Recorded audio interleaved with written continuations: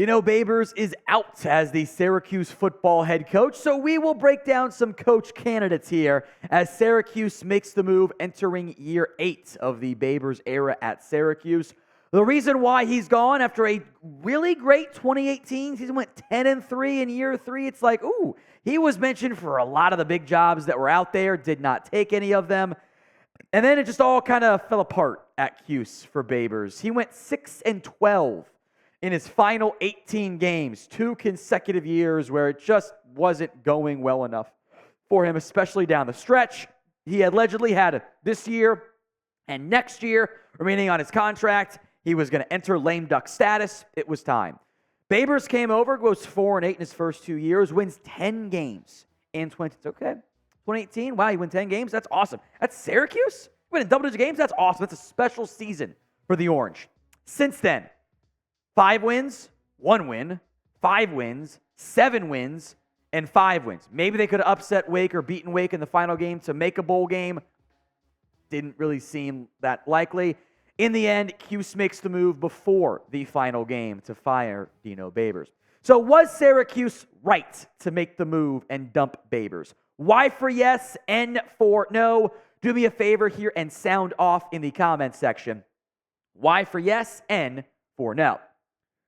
Coming up next, we will look at a bunch of different coach candidates for Syracuse, as this will be maybe not the best, but not the worst job out there, this college football coaching carousel cycle. Let's go from 10 to 1. We're going to cheat early on. Number 10, insert FSU coordinator here. I've seen 2 different names linked to this job. I want to make note of both of them. I don't think there's an obvious home run fit or connection, but wouldn't be a bad hire, and so with the way FSU's played so far this year. There's offensive coordinator Alex Atkins and defensive coordinator Adam Fuller. Power 5 team, undefeated, entering the final game of the season. Would not be shocked if they at least got some buzz, and you got to figure the Syracuse, decision-making powers are at least somewhat familiar, given what they've been able to do so far, having seen FSU play in the ACC. So who should Syracuse hire as its next head coach? Sound off for me in the comments section right now. It's the pinned comment on today's video. Let me know who you think should be the next leading man for the Syracuse Orange. If the ad comes on YouTube, take advantage of it. Head down there and let me know.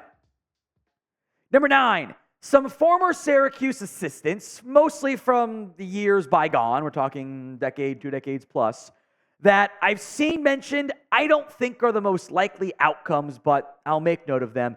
Teryl Austin, the current defensive coordinator for the Pittsburgh Steelers. His job's not in danger. That's Matt Canada's job of Steelers OC. Jeff Stoutland is one of the premier offensive line coaches in the NFL.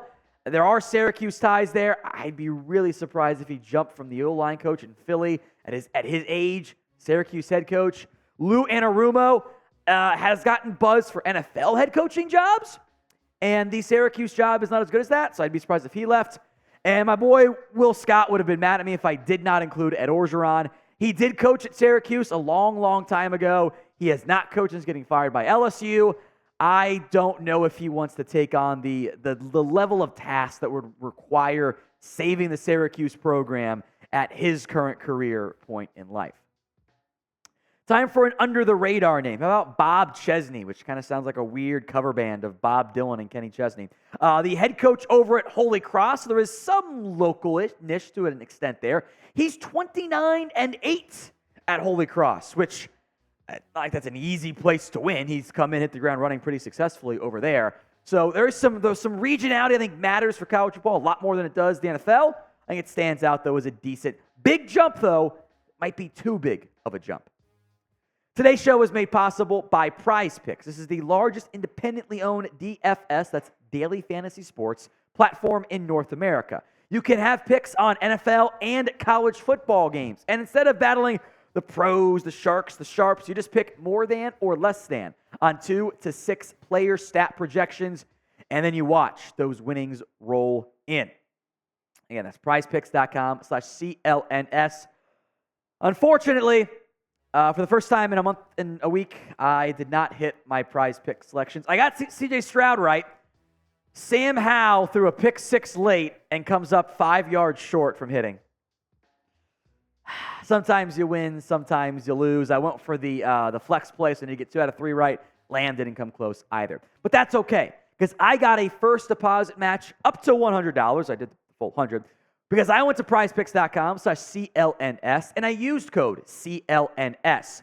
Links in the comments and the description. It's PrizePicks.com/CLNS, and use code CLNS for a first deposit match up to $100.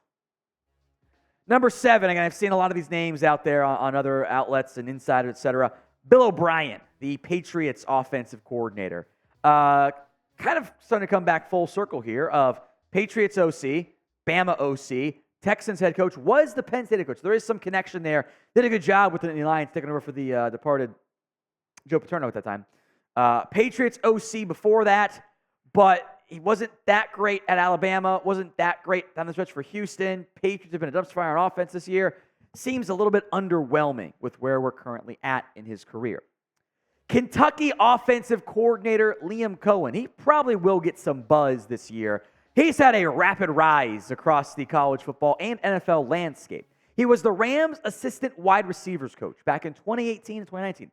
He's been a Rams assistant quarterback coach. Kentucky hires him as the OC for Will Levis. He then jumps back to the Rams for a season, gets to do some play calling after Sean McVay gave it up, and then jump back to Kentucky this year.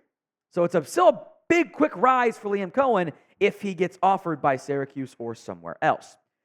On the A, B, C, D, or F tiering scale, how good is the Syracuse job? I think you can have some more success. ACC is kind of down right now. And you do have the fertile recruiting ground, but Syracuse has never really been a diehard contender. There have been exception years, the Donovan McNabb years, etc. Grade this job for me. A, B, C, D, or F in the comment section. The top 5 we go, and there are some more connections involved here, and the localness, I think, does make sense. Al Golden. I know, you guys remember at Miami, it didn't go that well, right? He went 32-25 as the Miami head coach after going 27-34 at Temple, where he began 1-11 and then went 26-24 the remainder of his time. Big jump to Miami. Doesn't work out that well. Spent some time with the Lions as an assistant. Bengals linebacker coach. Now the Notre Dame defense coordinator. He's due for a shot again as a CFB head coach. Syracuse and that location might be about the right fit for him. He's got regional ties as well. Here's a name I think every Syracuse fan is going to remember. Doug Marrone, who is currently the offensive line coach for the Saints. Of course, once was the Syracuse head coach. A very weird path over the course of Doug Marrone's career.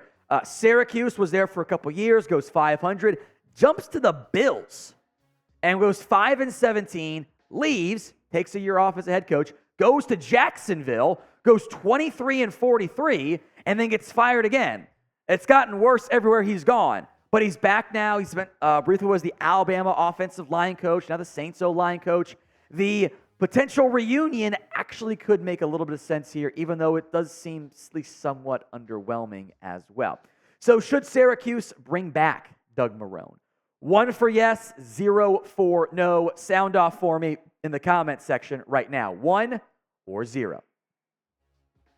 Number 3, Curt Cignetti, the head coach over at James Madison, who's had quite little success this season. Cignetti is 51-9 at James Madison, and I feel like every single open Power 5 head coaching job is going to have some semblance of interest in hiring Cignetti. Maybe a bigger team, Michigan State, maybe somebody else has interest there. I do think Syracuse has to call. There's enough of the regional connection. It might make enough sense there. Keep an eye on Curt Cignetti getting a promotion this college football coaching carousel. If you love college football, you've come to the right spot. Hit that sub button right now, youtube.com/chatsportstv for more free videos. Another coach with ties is Sean Lewis, who is currently the Colorado offense coordinator. He got demoted kind of, sort of, which is kind of what Deion Sanders tends to do, even though it wasn't his fault because the O-line sucks. Sean Lewis was the Kent State head coach, 2018-2020, leaves, takes the Colorado head coaching or OC job, Kent State, by the way, without Sean Lewis, is 1-10 this year.